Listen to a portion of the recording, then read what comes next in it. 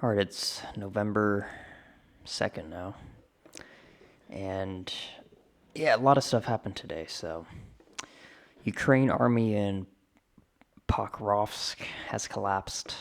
I did not pronounce that right, probably. The huge deal. So, the Ukrainian armed forces in that city have collapsed, and the Ukrainian troops encircled by the Russian army forces are trying to surrender, but are being killed by their own. Ukrainian officers who shoot them as they attempt to surrender. Russian forces are spotted all over the city. So that was quick. I guess Putin did not want journalists in there for too long.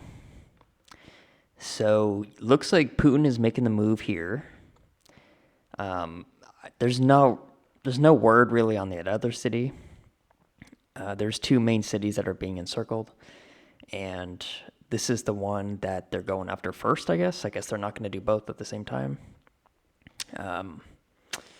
Yeah, so Ukraine is dying as we speak. It's literally falling apart. The last soldiers are dying, and the ones that are trying to escape are being killed by the Ukrainian army. So isn't that just lovely? So, yeah, looks like Putin's already making the move. That was quick. I did not expect him to do it this quick. I was expecting like a week or two, but here we are. And, Ukraine is a depleted military. It has no chance whatsoever against Russia. And this is just kind of the final stages of that. So, yeah, we'll see how quickly they take the city, and we'll see how quickly they take the next city, too, because that's obviously what they're going to do next. And this was actually technically yesterday, but yeah, so it's probably even worse now. But yeah, so that was pretty quick, huh? Russia is coming in and making the move, at least in this one city here. And speaking of Ukraine, Ukraine hits Russia's, I don't even know how to say that, Black Sea oil export terminal. Yeah, so overnight, Ukrainian attack drones conducted a major strike on Russia's Black Sea oil export terminal, setting the facility to tankers which are onboarding Russian oil ablaze. The initial attack triggered this massive explosion, this right here, this wonderful sight. And if you notice, look, these are like houses and stuff. Like, look how close this is. So just wonderful. Yeah, so this is not the attack that Zelensky, I believe, was talking about, because he said he wanted to strike deep inside Russia. This isn't really. I was expecting something else, but if this is the attack, then I guess he did his move. But whether Zelensky attacks again or not, Russia's not going to stand for this. And yeah, that's it. So Russia is taking that major city in Ukraine that they're already encircling. So Ukraine probably freaked out about that, and then they did this attack, which will only dig their hole even deeper, because now Russia's going to respond to this, and they're already losing the war to Russia. So, I mean, imagine waking up and seeing this outside your window. Yeah. So Russia's not going to let that just go by. And, Zelensky's insane. We all know that. Zelensky, he cannot be stopped. So he's just going to commit genocide against his own people, and we're all just going to watch, I guess, because nobody can stop him. Even common sense and reasoning won't get to him. So, I mean, it kind of makes sense. So, yeah, I don't know if the news will talk about this. I mean, this is a huge deal. This is a major oil export terminal for Russia. And, yeah, two tankers. So, yeah, this whole thing's just bad. There's no way Russia's not going to do anything about this. They are going to respond, but they expected something like this, because Zelensky did say he's going to attack. But Zelensky's always saying that. He's been saying that for years. He was saying he was going to attack with or without tomahawks, which is interesting because he said he could only attack with tomahawks, but then he did it without tomahawks multiple times. This is just another one that we're going to add to the list. So, yeah, just wonderful war. Happy Sunday. You know, just beautiful war all over the world. Everyone loves it. And yeah, I mean, what a wonderful world. So obviously Russia's going to respond. Just we'll see what they do exactly. I would assume that they just take those major cities and just, because that'd be a huge advantage for Russia. I would just take those two cities like right now before they do this again.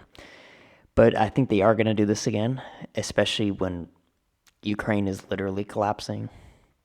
They're going to do an all-out assault or something, I would assume. So, yeah, I mean, it's weird because this war is coming to an end, but as it comes to an end, there's going to be a lot of escalations. But that's just because of desperation by Ukraine and Zelensky. So, yeah, I wish I didn't have to report on this, but here we are. And speaking of war, U.S. amassing 16,000 troops off Venezuelan coast. Isn't that lovely? The U.S. is deploying a massive military contingent to an area near Venezuela, including 10,000 soldiers and 6,000 sailors. The Washington Post has reported the move may indicate plans to expand regional operations. Yeah, so this isn't good. I thought we were just going to do a strike. Why is there 16,000 troops being deployed over there? This is the Washington Post, but I want to put it past them to say that this isn't true, especially because other people are saying it. Yeah, so this isn't good. If you look at it from Maduro's standpoint, it's no wonder he's amassing all those anti-aircraft, anti-missile defense systems. Because, yeah, it kind of does look like an invasion is about to happen. But the administration said it's not. We don't need 16,000 troops there. I don't know what's going on there. Yeah, that's not America first right there. But yeah. So if we do a strike and it's just a missile strike, why the hell do we have all these soldiers there? I mean, it does look like we're about to invade. And if I was Venezuela, I would also prepare for an invasion just in case now, if this is true, which it looks like it is. But remember, we have all those vessels there, all those major USS warships, which do house a lot of sailors. Like most of these 6,000 sailors are probably just on those ships, which is fine, right? But what is the 10,000 troops doing there? I mean, my goodness. Yeah, so Trump has to be very careful here. He's looking like George Bush right now on foreign policy. Yeah, I don't like this. Nobody should like this. Yeah, so a first strike is definitely going to happen, but now I'm really concerned that there might be more than just a first strike. Why do we have 10,000 soldiers going over there? And I thought the government was shut down, so why are we going to have to pay these soldiers extra money for their special operations? Where's that funding going to come from? This isn't good. According to Washington Post, 8 U.S. Navy warships are there. Yeah, it's probably, there might be more. Additionally, F-35 fighter jets are stationed at U.S. base in Puerto Rico. Yeah. And then Trump said, no, it's not true in regards to authorizing CIA to carry out lethal covert operations in the region. So we have the U.S. president saying nothing's going to happen. Don't worry about it. But yet every single day we've increased our presence there since this beginning. I mean, I remember when there was just like one ship going there, and I was like, okay, that's interesting. And then another one, and another one, and another one, and then the B-1 bombers, and then more ships. And now we have 10,000 soldiers there. for Venezuela. I mean, are you kidding me?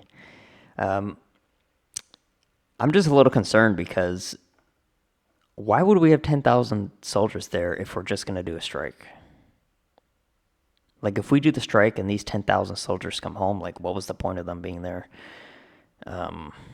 Why are these soldiers away from their families right now, risking their life potentially for whatever operation they're about to do? Yeah, so this is has to be careful because Trump is publicly saying nothing's really going to happen. We saw Tulsi Gabbard say no regime change. So they're saying the right things, but the actions are speaking different. And again, nothing has happened yet. We haven't struck. There's a possibility we were going to do it Friday before the media leaked it. And that was before the main soldiers were there. So, maybe these soldiers are just for security, like absolute insurance in case Venezuela retaliates fully or something like that. But I'm telling you right now, if there's soldiers that have any ground offensive in Venezuela, it's gonna hurt him a lot. I don't think a lot of politicians right now really understand just how big the under 25 demographic is. Basically, I think at the next election, the young people are going to determine the course of action. The new generation, even the generation after me, is extremely conservative, and mainly the men. The women are not. It's a 45-point swing with the woman. I don't know what's going on with the young woman, but they're literally just going insane. They're going down a bad path. But the young men are conservative. The young men, Gen Z, Gen X, they're more conservative than the older conservatives right now. And if Trump does anything with troops in Venezuela, he will not have support of young people whatsoever. And it doesn't matter which country, it doesn't matter which region. If you send U.S. troops on any place other than the United States, we will not support it whatsoever. We grew up with this. We're done. We're done sending our sons and daughters to die for foreign policy measures that don't have any interest in the U.S. at all. So, yeah, I'm not saying the U.S. is going to go to war against Venezuela, but there's no reason for us to even be there right now. There's no reason for soldiers to be there right now. These people have families. Yeah, I mean, I think the world has just really gotten used to using young, mainly white Christian men to die for their wars for them. And I'm just saying the young people are done with it. So Trump has to be careful what he does with these soldiers. He can do the strike, we'll forget about it in a few years, kind of. But there better not be any ground offensive in Venezuela. We have B-1 bombers there. We have U.S. Navy there. There's no reason for a ground offensive in any way. So the military has to be careful. Just do the strike and come home. I mean, it's that simple. Anything else will get negative press by the media, but also the U.S. citizens that Washington always forgets about, the U.S. citizens. The U.S. citizens aren't happy about this, so... Yeah, I can go on and on about that, but again, the administration is saying the right things publicly, but behind the scenes, what they're doing is not good here. Again, I don't think a war is going to start off this, but this is how little things can turn into wars. I mean, not that Venezuela is a threat, but we are not going to go die for Venezuela. We're not going to go to Venezuela and die just because the CIA wants a monopoly on drug trafficking. Yeah, when Venezuela sends drugs here, that's a competitor to the CIA and the U.S. government. The U.S. government is the biggest exporter and importer of drugs and humans. Human trafficking is actually more expensive. They make more money off that. But with drug trafficking, the CIA specifically, I mean, even the cartels don't make as much money as the CIA does with drug trafficking. So it looks like the CIA is just trying to take out their competitor. Yeah, so that's kind of the reason we're there. It has nothing to do with save Venezuela from socialism. You know. Yeah. So anyway, I'm sorry to go off a tangent about that, but this is the most disturbing thing I've seen in a long time. Even if nothing happens, like even if not one soldier does anything, there's no reason for us to be there at all. And we're done with it. So that's just lovely, isn't it? More young Christian men to go die for the special interest of the deep state. Yeah, just what Christ wanted. So on to another great story. I'm sure you've all seen this. UK train mass stabbing. Authorities insist no indication of terrorism. So apparently you can just stab someone and you could, it's not terrorism. So I don't know what terrorism means anymore. If you kill someone on a train with multiple witnesses and children, apparently nobody was scared. Yeah, I'm exaggerating. Terrorism means you're inflicting terror on people, like point blank. You can commit a terrorist attack without killing anyone. I mean, you can threaten someone to do something, and people can be terrorized by that. So this was obviously a terrorist attack. Doesn't mean, it was a terrorist attack in the way you probably think, but anytime you threaten or harm someone, in this case both, with multiple witnesses who were terrified, that's called terrorism. So, yeah. Police briefly invoked Plato, the code for marauding terrorist attack, but later withdrew the designation after finding no evidence of terrorism. Is this the Babylon Bee? No, this is Zero Edge, okay. Following a mass stabbing spree abroad, a high-speed LNER train traveling from Doncaster to London carried out by two suspects. One a black British national and the other a British national, Caribbean descent, age 32 and 25. So they just say these words, no terrorism, British national, and they actually, I'm being serious, they actually want you to believe that. And the police said like they were born here or something. They're just trying to cover up mass immigration, bad policies. And maybe these guys were born here, but where were their parents born? So this is kind of crazy. I actually did see some video of this. I don't recommend you go see it. But it is the internet, just go on X, you'll find something. I don't even really want to talk about it's just so frustrating. I'm so happy I live in the United States. I mean, we obviously have a major issue here with this, but at least we have a president that will call it out for what it is. And yeah, I mean, I think Keir Starmer did a tweet about this. He was saying like we're all British or something. It was something so cringy, and it's just so embarrassing. These people, it's a humiliation ritual. Like, these people are bought and paid for. There's no reason anyone would actually say these things and, believe it. Keir Starmer's obviously blackmailed to the highest level. I mean, he was with, what was his name? Jeremy Savile, whatever his name, Savile.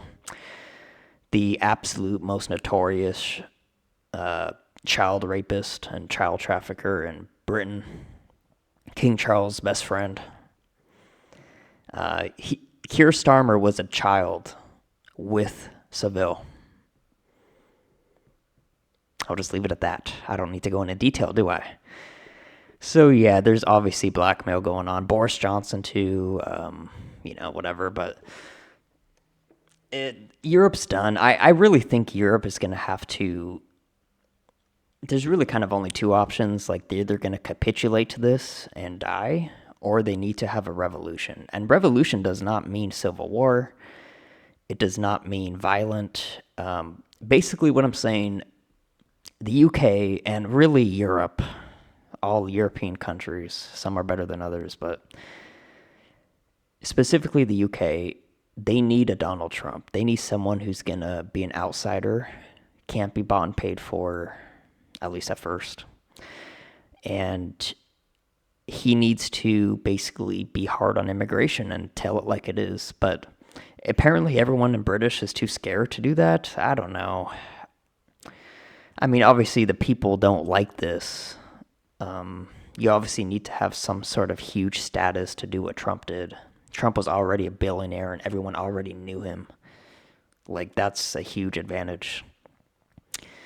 So, someone famous in Britain needs to stand up for this because I don't think it'd be easy for just a regular person to take on the whole British establishment when nobody knows who they are. Trump was able to do this because, he was so popular before he ran for president. I mean, there's nothing they can do. They can't just take him off the ballot. A regular person they can. So basically, the UK and Europe needs someone like Donald Trump because these terrorist attacks, I'm going to call it for what it is, are not going to stop. And it's only going to continue. And if it does continue, then that means there will be a civil war. 100%. But that's interesting because I don't really know how civil war would go down there because, firearms are illegal. So, I mean, would they just be trying to kill each other with knives? I don't know. But either way, it won't be good, and a lot of people will get hurt and die. So how about we elect somebody in Britain that's very much like Donald Trump and is very hard on immigration? So that way, there's no civil war. But that literally needs to happen in the next few years. Otherwise, there will be major conflicts. And they can do it peacefully. They can have a revolution peacefully, but they got to do it now. They got to do it now. So, TikTok. So, Trump threatens U.S. military action in Nigeria over killing Christians. So, this was a pretty dang quick response from Donald Trump. We talked about this yesterday, and then, literally right after I made that video, Trump made some statements. He made this statement on Truth Social. You can read it. Basically saying, if Nigeria doesn't do anything, the U.S. is going to send people there. Now, here's the thing, folks. We don't want troops anywhere. We're done. This would have to be a special operation with a special group of military, like Delta Force or something. We don't necessarily want regular U.S. American troops to go there for this. But this is why we have special programs like Delta Force and others that can literally do special operations like this. I mean, a little team of Delta Force can take out thousands of people easily on their own. Easily. So Trump says this, and then Pete Hegseth says, the killings of innocent Christians in Nigeria and anywhere must end immediately. Department of War is preparing for action. Either the Nigerian government protects Christians, or we will kill the Islamic terrorists who are committing these horrible atrocities. So yeah, obviously this needs to stop, the killings of Christians, especially because it's such an expedited rate. And again, Nigeria is a poor, corrupt country. These people can't defend themselves. And I'm sure if you really look into it, I'm sure the people doing the killings are getting some funding somewhere, because it seems pretty organized. Like all of a sudden, there's just a surge. But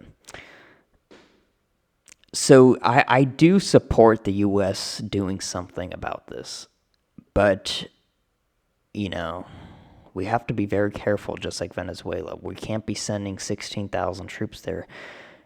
We have to do an operation, a coordinated operation where we can take out the heads of these groups that are organizing these killings. Because a lot of these people that are doing the killings are being radicalized by these groups. And that could be done easily with the right propaganda and the right money. So it looks like the U.S. is going to be doing something in Nigeria too. You know, but it's a weird situation because we do have to do something about this. Because obviously the rest of the world will not. You know, I don't see Russia coming in. I thought Russia was a Christian nation. They seem to not care about this at all. Obviously, China's not going to come in and care for Christians. And I don't see Canada doing anything. I don't see the UK doing anything. Actually, the United States is really the only state that recognizes this. I mean, here's the president and the Department of War confirming this. This was last night. So we have to be very careful. I think what we should do is do a coordinated, planned, secret attack. I mean, we can literally drop in Delta Force in the middle of the night. They can go in, infiltrate these groups, take out the heads, and leave before the sun rises. That's how good our special troops are. But, you know, we got to be careful. We don't want to kill any civilians. And we don't want troops there. By troops, I mean just regular army troops, like, you know, the camouflage uniform folks. We need special operations to go in there and do that because that'll basically be 100% guaranteed success rate and it'll stop a conflict. And honestly, what really needs to be done is the Nigerian government needs to do something about this because it's going to make them look really bad if a foreign country has to come in and fix their problem. So this is a crazy situation. This shouldn't even be happening. We shouldn't even be talking about this. But obviously no troops need to go there. But we do need to do something. So I would encourage sending special operation forces over there to take out the heads of these groups. Because it could all be connected if they look at the funding, if they look at the connections. And the Nigerian government needs to be harder on murder, apparently. I guess it's not a big deal over there. So there's a lot of factors here. There's no like... I mean, the Nigerian government needs to do something so that we don't have to do anything and risk anything. So we'll see what happens. We don't want a ground invasion of Nigeria. You know, we just want a special operation where we go in and out. That'll send the message. Kind of like Iran, where we just did something so quick and it was so coordinated and secret that Iran hasn't done anything since because they got the message. So I'm sure the U.S. administration has more intelligence than I do on this. You know, I'm sure they're probably like looking at their chat logs and looking at the leaders, who they're calling, who they're texting. They're probably wiretapping in their emails, looking at the funding, where's the money going, you know. So with all that being said, they should have a pretty good idea of who's running this, the main groups. So we should go in, take them out, come home. No troops. That's it. So, yeah. Hopefully this comes to a good end. And honestly, I don't know what's going to happen or how soon this is going to happen. Neither Trump nor Pete Hegseth made any indication on when something would happen. Trump basically said it has to happen fast. I don't know what fast means. Does that mean a week? Does that mean a couple days? I don't know. And I don't know if the Nigerian government's even doing anything about this. I mean, I assume they would when the president of the U.S. calls them out to their face online in public.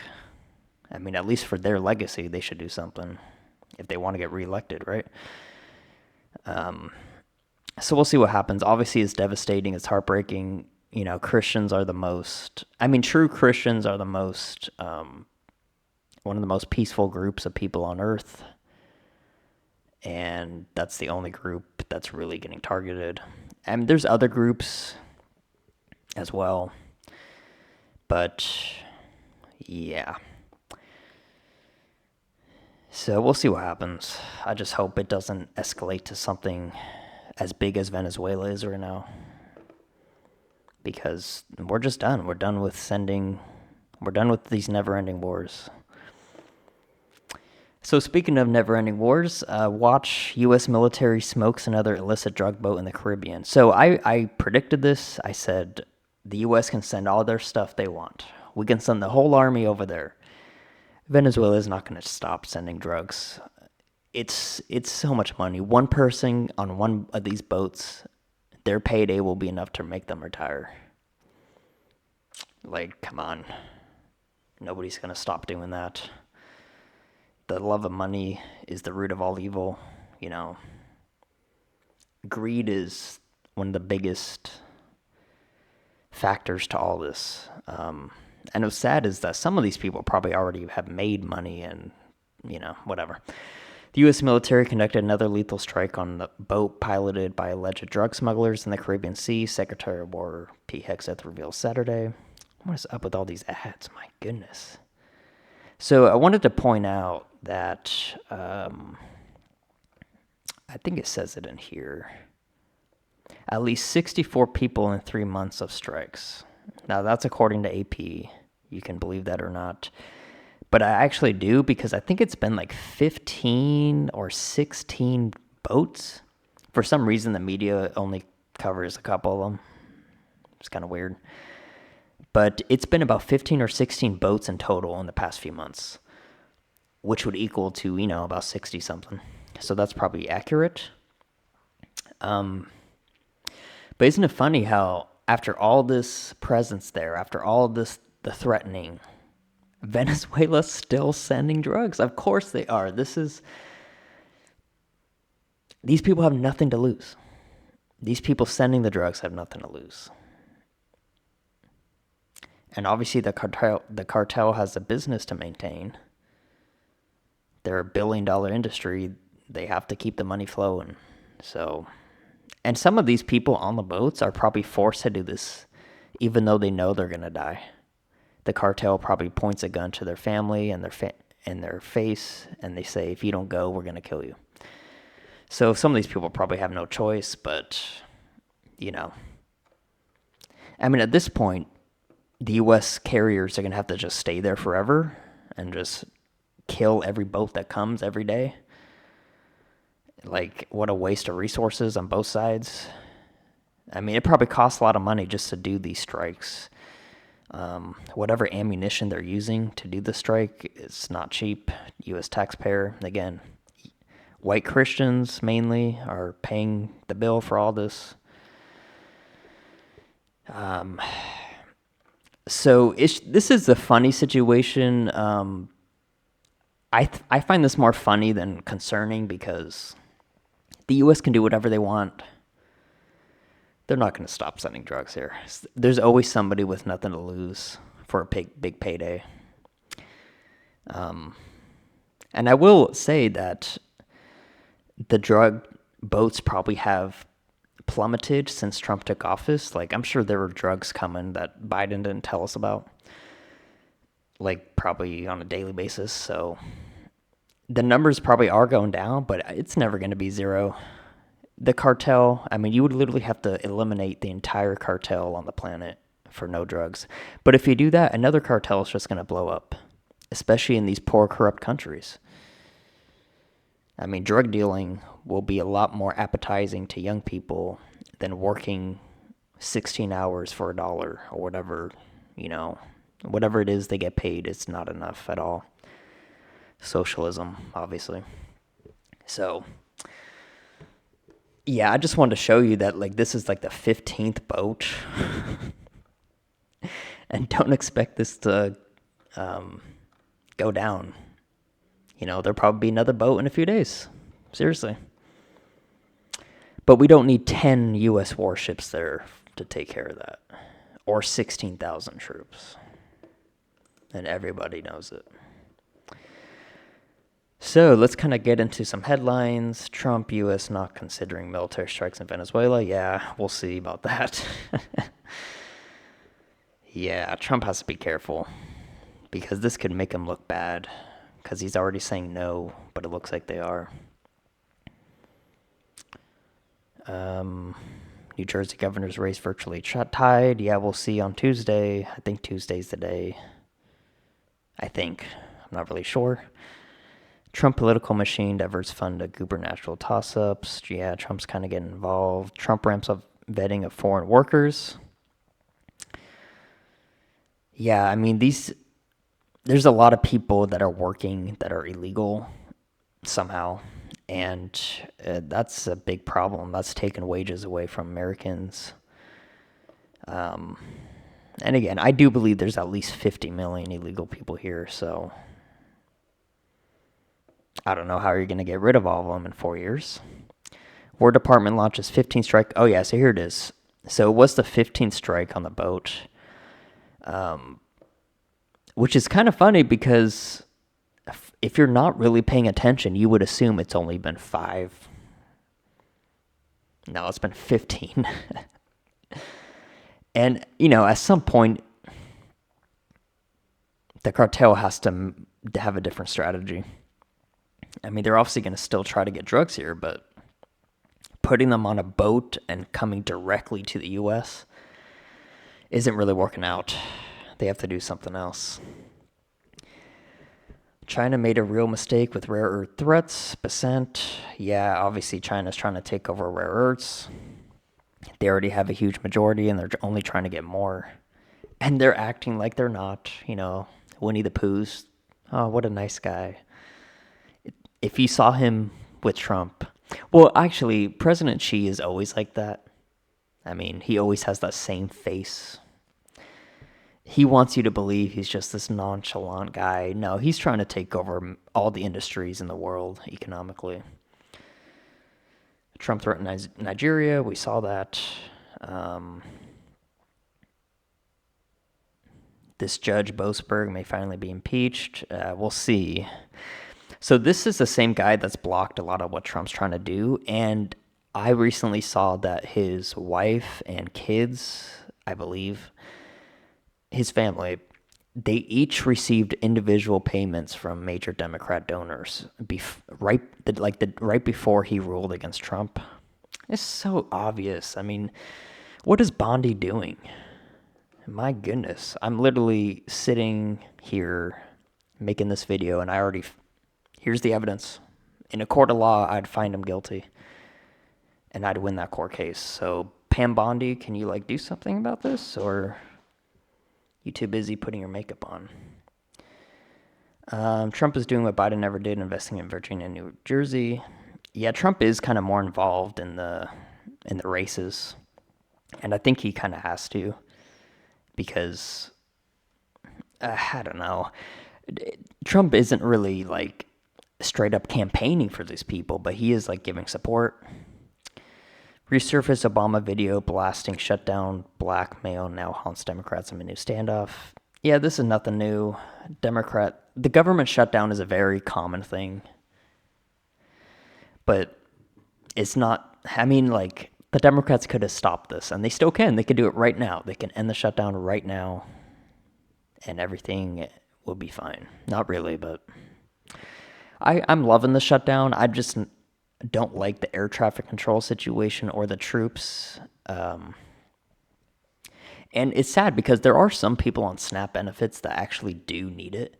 And I'm talking special needs, people who truly can't help themselves. But it is not 42 million of these people. It's a very small percentage. So the SNAP benefits being turned off, I'm actually a big fan of right now. The division between liberal Supreme Court justices could damage institutions' credibility. Yeah, the Supreme Court's weird. Even the conservatives, they always tend to make a ruling that goes completely against their beliefs, and it's wait, what's that about? I don't really trust anyone in the Supreme Court, to be honest, on both sides. Trump did it again with this year's Halloween. Oh, yeah. So Trump, I'm sure you all remember that meme when Trump's first term, he had the Halloween thing, and those kids would come, and he put the candy on the kid's head. And it was just so funny. The young people freaked out. It was just so funny. It still is. And Trump did it again. Trump is the funniest president and politician in my lifetime and in this country's history. And I hate to say it, but I don't think anyone's going to run in politics or office that will be as funny as Trump. I mean, my goodness. He's just hilarious. That's part of the reason I love him so much. It's just like, I could laugh at him all day. It's so funny. Left bullies Erica Kirk months after Charlie's assassination. Do I really need? Do we need to go down this road? I'm not going to go down this road, but it's not just the left here. I mean, the left and the right basically have a common agreement that Erica Kirk probably isn't a good person, and she's probably a liar. I mean, I still haven't seen this woman cry. This woman is on every TV show. I just saw her on Fox News clips. What is she doing? And she has all this makeup on, and no tears. No tears. So, I don't know. I don't really care either. I don't care about Erica Kirk. I didn't care about her before Charlie. I don't care about her now. But based off what I've seen, I don't trust her. About 80 missing children rescued, 1,700 people arrested in Memphis, Bondi. Wow, so that's what Bondi's been doing for 9 months?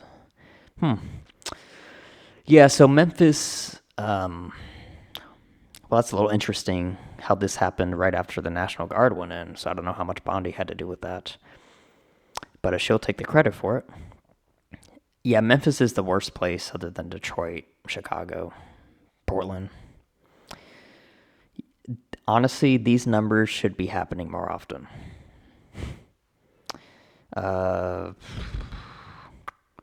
Teamsters Union Prez tells Dems to end shutdown. Yeah, and a lot of airline CEOs have told the Democrats to end the shutdown. There's just no excuse for the Democrats. The entire country's against them. They need the government open, and they are the only group of people stopping it. Deadly DUI crash by illegal alien with prior arrest. This happens all the time. All the time. The CDLs are insane. I don't need to go over that.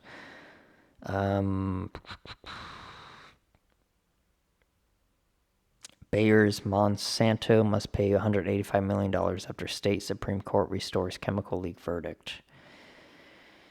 So, here's the thing with pharmaceutical companies like this and just major companies. So, if they have to pay $185 million, how much profit and revenue did they make? Because we all know what happened with the Sackler family. They made like $5-6 billion. They got sued, they lost, and they were ordered to pay like $1 billion. Well, that's still a $5 billion profit. How is that a punishment? Something tells me Bayer's Monsanto made more than $185 million. So this will just be a little fine to them. Is Bondi going to do something about this? No. Alaska Airlines to audit IT systems after global outage. Yeah, the IT systems and major airplanes will be upgraded because the new TPM or TPS system that was announced like a long time ago, like beginning of the year, I think it's going to be implemented next year or the year after. It's basically going to be a universal system that's going to be in every single airplane. That is just, it's beyond 21st century. The systems airplanes are using now are just so outdated and bad. It's basically impossible with this new system for planes to crash or have major problems. And Trump was very big on this during the election. He said, yeah, we're going to implement this. Trump gets apology from Canadian PM after anti-tariff Reagan ad back. Was this? I just want to see. Was this Doug Ford? Oh no, this was Mark Carney, the cuck. Yeah, Mark Carney. He literally had to apologize to President Trump. But wait a second, I thought he was tough on Trump. I thought he was a bully against Trump. Huh, I guess all Trump needs to do is threaten trade talks and he comes to the table. Huh, I guess all the experts are wrong about that. So Carney's just, what a loser. This guy, obviously globalist, but that's kind of good for us because Trump can take advantage of Carney so much. I mean, here's a perfect example. Now Carney has to make an even worse trade deal that the U.S. will get the upper hand in even more. But, it's kind of in our best interest to have Carney as the Canadian PM because he's going to have horrible deals and Trump's just going to bully him and just play him like a fiddle. I mean, it's not good for Canada, but they don't really seem to care about politics over there. So, yeah. Home prices are exploding in these states. Yeah, some states are doing worse than others, obviously. Wisconsin Governor Evers signed school cell phone ban into law. This was something that RFK advocated for, and he even gave talks about this. Banning cell phones in schools. That's actually a pretty good idea. I mean, that's the number one distraction among young people, whether you're in school, at work, in church, at home. At some point, you're going to pull your phone out and you're going to scroll, and then 2 hours later, we all know that feeling. So, especially with young children, why do young children have phones? Why does this even have to be put into law? I mean, I was so happy I never had a cell phone until I was older. I probably would have used it to ruin myself in any way. It's just a distraction, especially in school. But then again, school's not really teaching anything important anyway. They're probably actually learning more on YouTube. But yeah, let's not distract the kids. But it's not even about distraction. It's about the blue light. People don't even want to talk about it.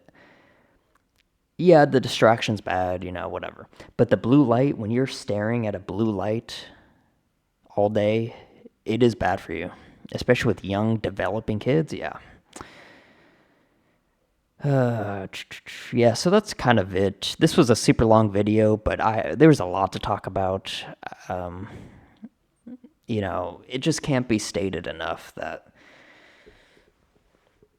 the United States citizens are done with foreign policy. There's not a single war that can break out that any of us would support and going after, honestly. Europe could get invaded by Russia, and the U.S. would be like, we're not going over there. We're done. We're done. We have a huge crisis in our homeland. Our native population is dwindling. Our birth rates are super low. We keep dying. We have a huge mental health crisis. We need to basically spend the next few years focusing on us, the U.S. citizens. We need to develop our culture back. We need to develop our population back. And most cultures are dying, other than a few main ones. Like a lot of cultures, the birth rates are extremely low. But it's the same thing in the United States. The citizens, we need more U.S. citizens. We need more culture, and we need more Americana. And absolutely no war, no foreign war, for whatever reason, justifies that. I mean, unless a country is specifically trying to take over the world militarily, we have no interest. So sorry, Israel, we're not going to war to Iran for you. And we're not going to go to war for Venezuela, Trump. And we're not going to go to war in Nigeria. And we're not going to war in Ukraine. So Zelensky, I just want to say, I know you literally came to the White House and looked at the president in his eye and literally said, America needs to send their sons and daughters. Not happening. We're done. It's a new generation. All the neocons they have no say. And especially by the time the next election comes, America's priorities will be a lot different than the last election. The last election was immigration, economy. And yeah, I'm sure immigration might be still an issue in a few years because there's just so many. But I expect in 3 years the economy to be rolling. It won't be as bad as it was in 2024. So that won't be an issue, but will be an issue is foreign policy. That will take the center stage. And again, the young people demographic are not going to vote for anyone who has just unwavering support for these special interest groups like Israel or the just neocon lobby who wants war against Russia and other countries. It's not just Israel. So let's just make that clear. The young people in this country are not going to go die for wars for other countries anymore. It's done. So the rest of the world will just have to accept that. So yeah, that's why Venezuela is nerve-wracking. And obviously we have to see what we do in Nigeria. We do have to do something, but not a full-on invasion. It has to be coordinated. And yeah, and the whole UK situation, they got to get their crap together. Honestly, the only solution to this is having a silent, peaceful, not silent, just a peaceful revolution. The UK needs their own Trump. They need someone to just go up there and do it and say it like it is. And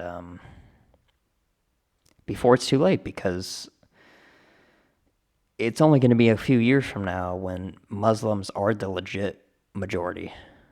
And again, a lot of these Muslim people are having, I think it's 3 to 5 kids on average, and I think the UK is having like under 1 on average. Folks, it's only a matter of time. So UK has to do something. Unfortunately, nobody is stepping up for them. I don't really trust Farage. I don't really trust Tommy Robinson. I think they need somebody else.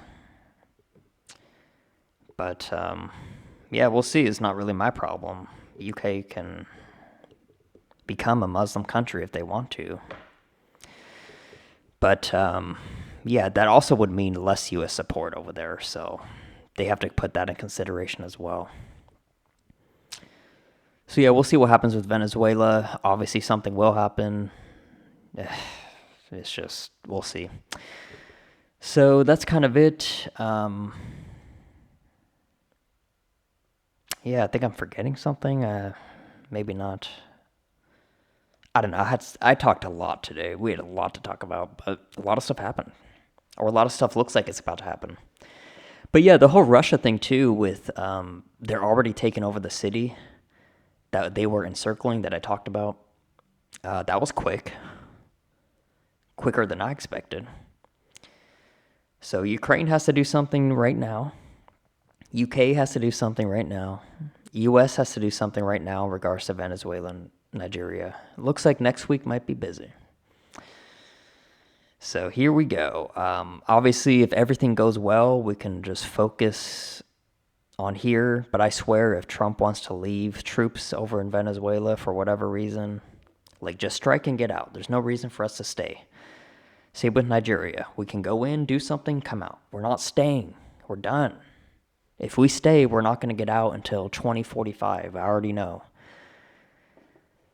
We still have troops in Afghanistan, people. It's just crazy. So anyway, I'm done ranting. Yeah. So anyway, happy Sunday. I wish we had more positive news to talk about, but and again, a positive thing that could happen is if Trump does something in Nigeria, he ends the slaughter somehow, and then the Christians can celebrate and rebuild Nigeria. Because that's kind of the best option. If Trump can do something quick and easy, come out, come back home, I think you might see a Christianity revival in Nigeria.